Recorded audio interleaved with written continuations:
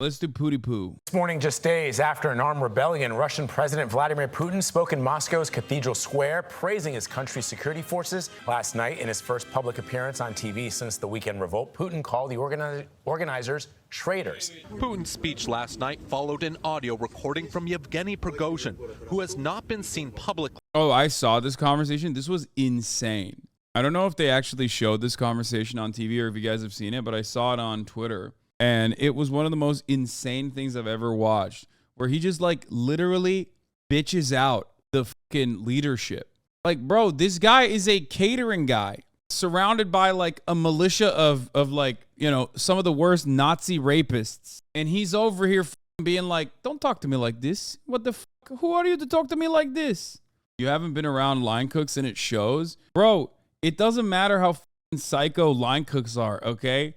This is an entirely different level of psycho. The Wagner boss denied trying to overthrow Putin, saying his fight was with the country's military leaders, who he accused of failing to win the war in Ukraine. Obviously, I personally loved the NATO guys who were like, oh, this is so sick. Like, yeah, this guy's like killing it. You know, go Wagner, go. And I feel like he's not a good dude, you know? You were right the first time when you were openly saying like, well, there's Nazis on the Russian side, and then you would point to the Wagner people. Like, you were right about that. But Saturday's mutiny showed cracks in Putin's strongman image.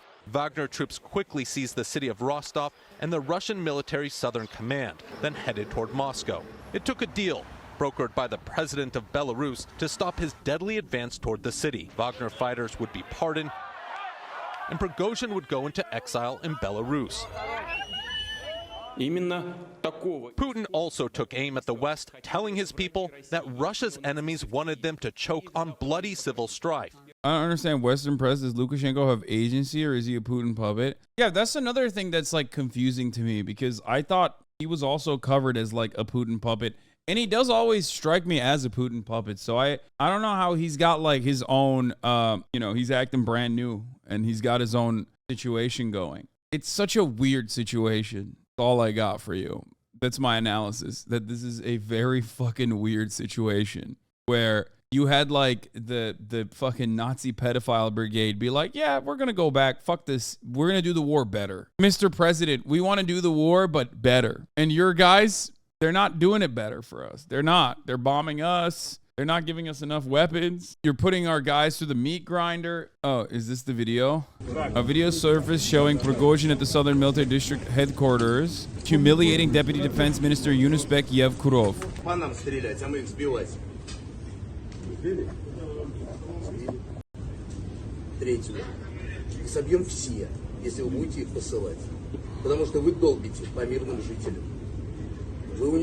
Like, you're hurting innocent civilians, which is our thing. You haven't given us ample sledgehammers to kill innocent civilians with, and then you take our kills away. I do not like kill stealing, okay? It's for the love of the game. You do kill steal. It's fucking bullshit. I am not jungler. What are you doing? You don't come and take my kill. You don't give me sledgehammer to do kills, and then you're taking kills. It's fucking bullshit.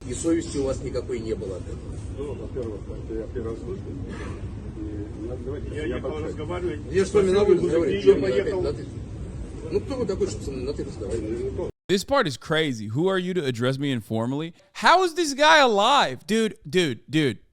If your couple thousand fucking merc group and the leadership of that merc group, who happens to be a fucking caterer who was in prison, if that guy can talk to your commanders like this, you're done. What are you doing? How is he alive? How did they not like cut his head off? What's going on? Dude, they have fallen off. The Russian government has fallen off. Where is the nuclear grade plutonium or whatever that you know, they feed you a steady diet of through your tea? What happened? A lot of the appeal for people like Vladimir Putin is the charismatic, strongman, macho image that they present. That kind of falls apart when your fucking caterer is talking shit to your generals like this after successfully taking over a city with 1.1 million citizens living in it and they're like gifting the fucking Wagner people water and alcohol and food and shit, and they're celebrating him. Like, what's happening? Were there no windows that you could drop him out of? Is there not enough fucking, you know, enriched uranium that you could feed this guy? What's happening? It's pretty crazy to me that this is how far the fall off has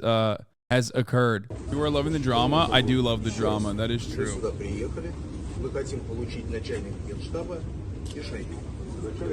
Пока их не будет, мы находимся здесь, блокируем город Ростов и идем в Москву. Да, я вас очень попрошу. Да. Нет, ни в коем случае. Мы вам не мешаем управлять войсками. Управлять войсками, конечно, вы не должны мешать никто. Там ребята гибнут так же, как и ребята гибнут, потому что вы их на мясо толкаете. The guy on the right is one of the generals that posted videos calling Prigozhin a traitor and asking him to stop. Now he's pissing his pants next to him. Their body language doesn't match what they're saying next to each other. Man, they're Russian, bro. That's what it is. Ребята гибнут, потому что вы их заталкиваете на мясо.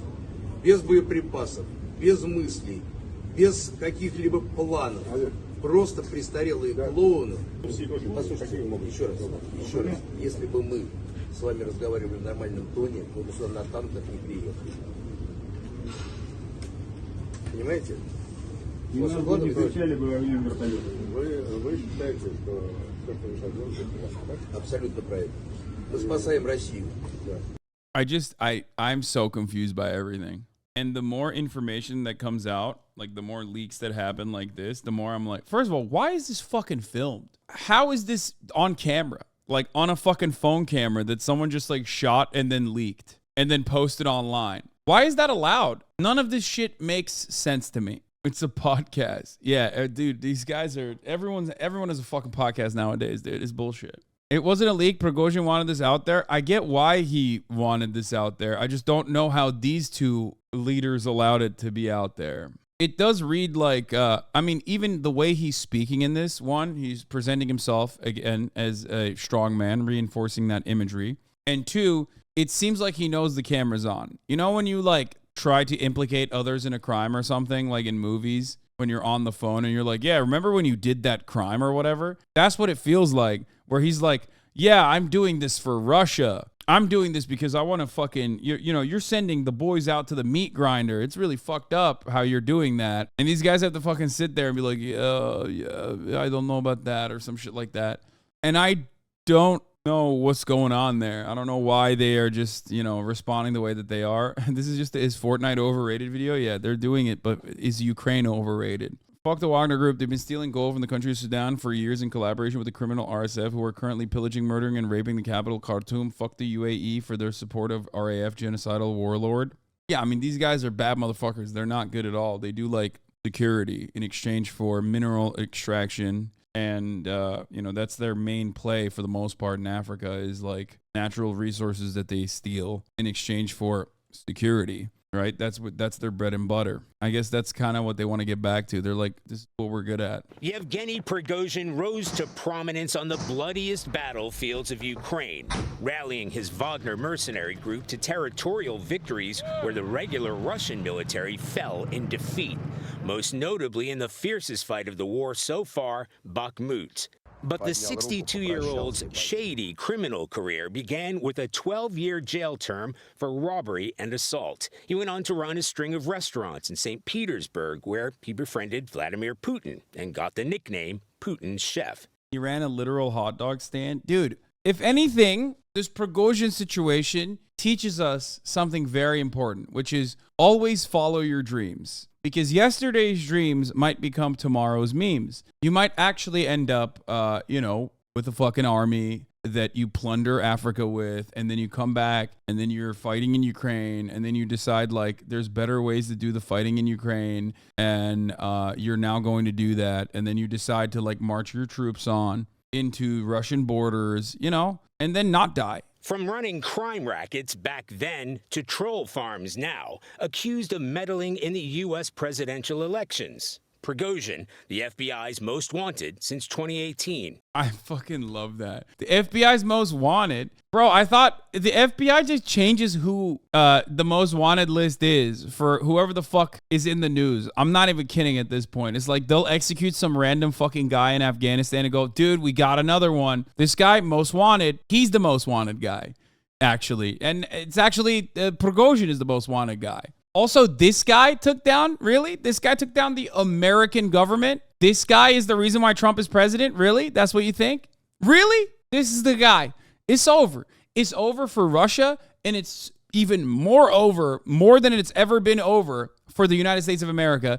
If this fucking guy, okay, if this gremlin is operating troll farms and has successfully rigged the country to vote for Donald Trump. His Wagner group of mercenaries has established a reputation for brutality, accused of atrocities around the globe, deployed to Syria to fight alongside the forces of President Bashar al-Assad. As reported by CBS's Deborah Patta, providing security for the president of the Central African Republic in exchange for lucrative gold mining contracts. The point is, like, this is a cool way for Russia to, like, deny complete culpability while simultaneously have them do all the operations that they normally would do. The American government can get away with doing this under JSOC because who the fuck's going to say don't do that to the United States of America? Nobody, right? But if you're Russia, if you're not the biggest player in the room like the United States of America, then you can't like actually operate openly under your armed forces and engage in this kind of shit.